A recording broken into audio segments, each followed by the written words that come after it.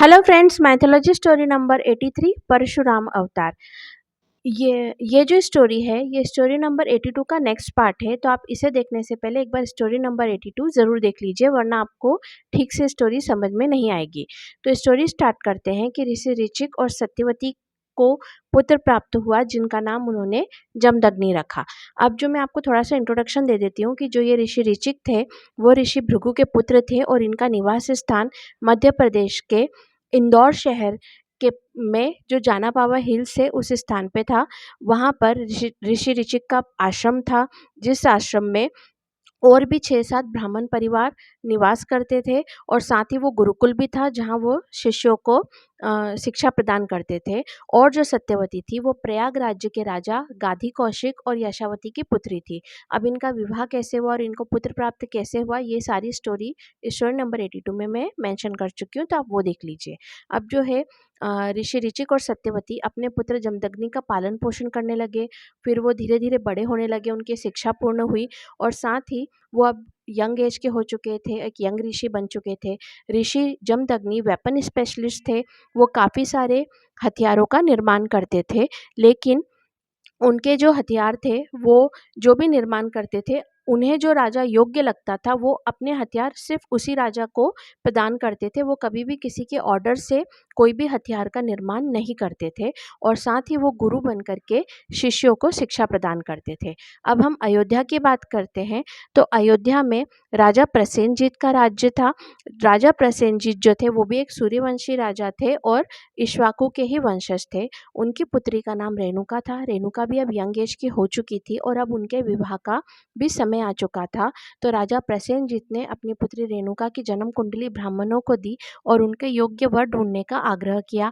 ब्राह्मणों ने जब उनकी जन्म कुंडली के हिसाब से वर ढूंढा, तो ऋषि जमदग्नि उनके लिए योग्य वर का चुनाव किया गया और इस प्रकार से जमदग्नि और रेणुका का विवाह हो गया। अब जैसे विवाह के बाद जो जिस प्रकार से सत्यवती थी, जो एक क्षत्रिय कन्या थी, जो राजा की पुत्री थी, लेकिन जब वो विवाह करके आई, तो वो ब्राह्मणों के लाइफ़स्टाइल में जल्दी एडजस्ट कर गई थी। वहीं पे जो रेणुका थी, उन्हें ब्राह्मणों के लाइफ़स्टाइल में एडजस्ट करने में काफ़ी समय लग रहा था, क्योंकि रेणुका को क्षत्रियों की लाइफ़स्टाइल ज़्यादा पसंद थी। लेकिन समय बीतता गया और फिर इस तरह से एक के बाद एक रेणुका ने 5 पुत्रों को जन्म दिया, जिनमें उनके सबसे बड़े पुत्र का नाम था रुक्मवान, दूसरे नंबर के पुत्र का नाम था सुषेण, तीसरे नंबर के पुत्र का नाम था वसु, चौथे पुत्र का नाम था विश्वानस और 5वें पुत्र का नाम था राम। ये जो राम थे, ये भगवान विष्णु के अवतार थे और भगवान विष्णु ने रेणुका और जमदग्नि पुत्र के रूप में अपना राम अवतार धारण किया था।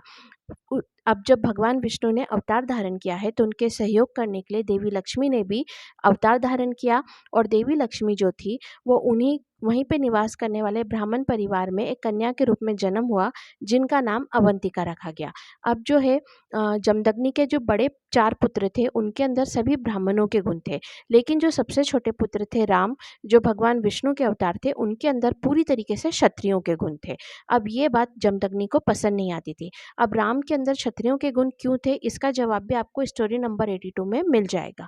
तो वो बचपन से राम के अंदर ब्राह्मणों के गुण आ जाए, इसकी कोशिश करते थे, लेकिन जो राम है, उनके अंदर पूरी तरीके से क्षत्रियों के ही गुण रहते थे। वो ब्राह्मणों के गुण के अनुसार काम कर ही नहीं पाते थे, जिस वजह से हमेशा से राम और जमदग्नि के बीच में आर्ग्यूमेंट होता रहता था।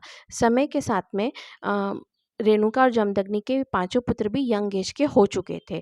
तो अभी तक राम के अंदर ब्राह्मणों के गुण नहीं आए थे, वो अभी भी क्षत्रियों की तरह ही उनके गुण थे। तो इस वजह से जमदग्नि ने राम को आदेश दिया कि वो जाकर के भगवान शिव की तपस्या करे और वरदान के रूप में ब्राह्मणों के गुणों को प्राप्त करे। पर जब राम ने भगवान शिव की तपस्या की और उनकी तपस्या से प्रसन्न होकर जब शिव ने राम को वरदान देने की बात की, तो राम ने शिव से वरदान प्राप्त मांगा कि उन्हें एक ऐसा अस्त्र प्रदान करे जो अधर्मी और पापियों का संहार करे और धर्म की रक्षा करे।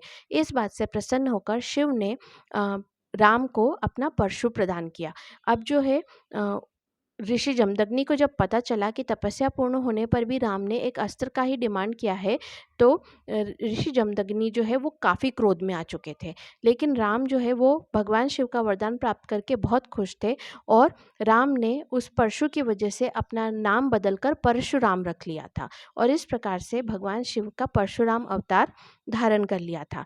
अब जो है हम मध्य प्रदेश की बात करते हैं कि उस समय में मध्य प्रदेश को का जो नाम था उसे माहिष्मती कहा जाता था। और जैसा मैं अपने पिछले वीडियो में आपको बता चुकी हूँ कि ये जो माहिष्मती है, ये बाहुबली फिल्म के माहिष्मती से इसका कोई कनेक्शन नहीं है, क्योंकि वो जो पिक्चर थी वो एक काल्पनिक थी और उसमें माहिष्मती नाम भी काल्पनिक था, फ्रिक्शन था। और ये जो है त्रेता युग में मध्य प्रदेश को माहिष्मती नाम से जाना जाता था। तो माहिष्मती के जो राजा थे उनका नाम कार्तवीर था और उनकी पत्नी का नाम कौशिकी था। तो एक बार क्या हुआ कि जो राजा कार्तिवीर अपनी पत्नी के साथ में जंगलों में शिकार करने आए थे, और कोइंसिडेंस की बात है कि जो रेणुका थी वो नदी में पानी भरने के लिए, तालाब में पानी भरने के लिए वह उस स्थान से गुजरी थी। तो जब है ना उन्होंने राजा कार्तिवीर्य को अपनी रानी के साथ में पूरे ठाट-बाट के साथ वहाँ से गुजरते हुए देखा, तो अनफॉर्चुनेटली जो है रेणुका उस राजा से इम्प्रेस हो गई थी, और उनके दिमाग में वो बार-बार वो राजा का ख्याल आ रहा था, क्योंकि जो रेणुका थी उन्हें क्षत्रिय लाइफ ब्राह्मणों की लाइफ से ज़्यादा पसंद थी। और इस प्रकार से ठाट-बाट से एक राजा को निकलते देख कर के उनके दिमाग में अपनी पूरी जो ओल्ड मेमोरीज़ है वो क्लिक हो चुकी थी, और इस प्रकार से जो रेणुका है वो पूरी तरीके से अपने ख्यालों में खोई हुई थी। इसलिए जब वो पानी भर के जब अपने आश्रम में वापस आई, और जब जमदग्नि उनसे बात कर रहे थे, तब भी रेणुका जो है वो राजा कार्तिवीर के जो ठाट-बाट को देख कर के, जो उनकी सवारी देख कर के उन्हीं ख्यालों में खोई हुई थी। तो वो पूरी तरीके से ऋषि जमदग्नि को इग्नोर करने लगी थी। अब जो है ऋषि जमदग्नि को इस बात से बहुत ज़्यादा क्रोध आ गया था। उन्हें क्योंकि वो ऑलरेडी परशुराम के वरदान की वजह से ऑलरेडी वो क्रोध में थे, और अब उन्हें रेणुका पर भी बहुत ज़्यादा क्रोध आने लगा था। तो उसी क्रोध में उन्होंने जो है अपने सभी पुत्रों को बुलाया, और अपने सभी पुत्रों को आदेश दिया कि अपनी माता का गर्दन काट दो। अब ये जो आदेश सुन कर के जो उनके बड़े 4 पुत्र थे, उन्होंने साफ तरीके से मना कर दिया कि आप पिताजी आप शांत हो जाइए, हम ऐसा नहीं कर सकते। लेकिन जो परशुराम थे, उन्होंने बिना देर किए अपना परशु उठाया और तुरंत अपनी माँ का गला काट दिया। उनकी जो माँ का गला था वो एक ऊँची पहाड़ी पे निवास करते थे। जैसे ही परशुराम ने अपनी माँ का गला काटा, उनका गला कट के पहाड़ी से नीचे काफ़ी दूर एक स्थान पर जा कर के गिरा। अब हम आज के समय की बात करें तो आज जो जानापावा हिल्स में जो जाते हैं, तो वहाँ पे जो है परशुराम का निवास स्थान भी वहाँ पर आज भी है, और जहाँ पर उनकी माता रेणुका का सिर कट के गिरा था, वो स्थान भी आज भी वहाँ पर है। तो आज भी लोग वहाँ जा कर के देख सकते हैं।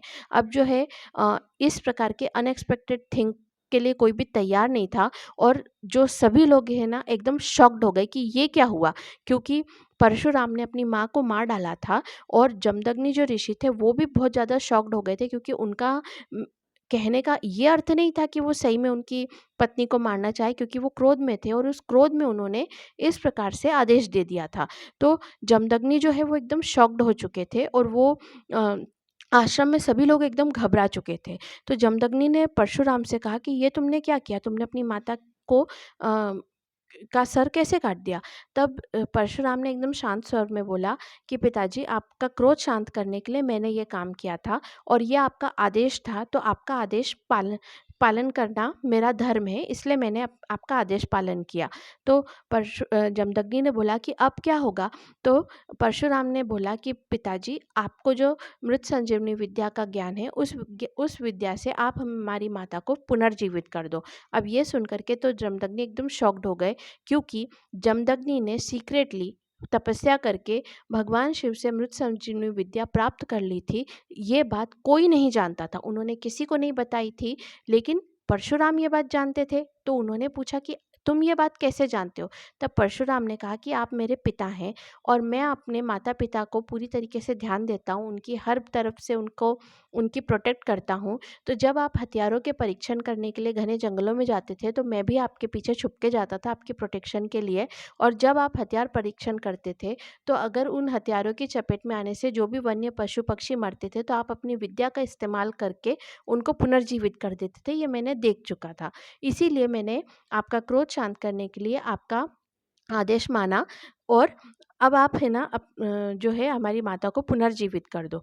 तब जो है जमदग्नि के मन में जो राम के लिए जो गुस्सा था, परशुराम के लिए गुस्सा था, जो क्रोध था, वो सब दूर हो गया और वो ये बात अच्छे से समझ गए थे कि गुण चाहे ब्राह्मण के हो या क्षत्रिय के हो, उससे कोई फ़र्क नहीं पड़ता है, क्योंकि गुण जो गुण होते हैं और अगर उनके पुत्र में क्षत्रिय के गुण हैं, तो उन्हें उनके पुत्र को क्षत्रिय गुणों के साथ ही अपना लेना चाहिए।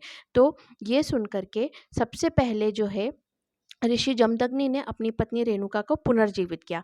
जब उनकी पत्नी रेणुका पुनर्जीवित हुई, तो वो ये सारी घटना भूल चुकी थी कि उनका कभी सर भी कटा था और उनकी कभी मृत्यु भी हुई थी। और इसके साथ ही मतलब जो जमदग्नि और परशुराम के बीच में जो आर्ग्यूमेंट था, जो क्रोध और गुस्सा था, वो हमेशा के लिए खत्म हो चुका था और ऋषि जमदग्नि ने परशुराम को उनके क्षत्रिय गुणों के साथ ही अपना पुत्र एक्सेप्ट कर लिया था। तो अभी इसकी आगे की स्टोरी मैं इसके नेक्स्ट पार्ट में मेंशन करूँगी। तो मिलते हैं नेक्स्ट पार्ट में। Okay, bye.